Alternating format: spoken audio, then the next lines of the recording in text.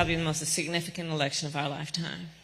You know, we have said it every 4 years, but this here one is it. We are looking at an election that will take place in 122 days. 122.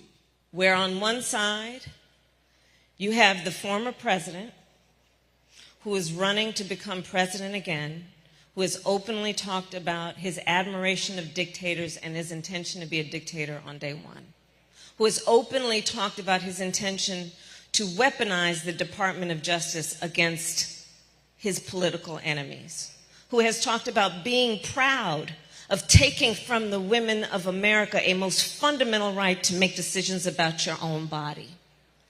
And then last week, understand, sadly, the press has not been covering it as much as they should in proportion to the seriousness of what just happened, when the United States Supreme Court essentially told this individual who has been convicted of 34 felonies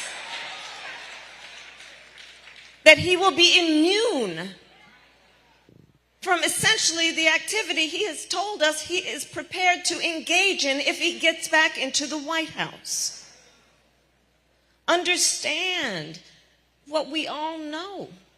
In 122 days, we each have the power to decide what kind of country we want to live in.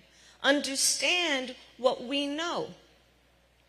When there has been a full-on intentional attack against hard-fought, hard-won freedoms and rights.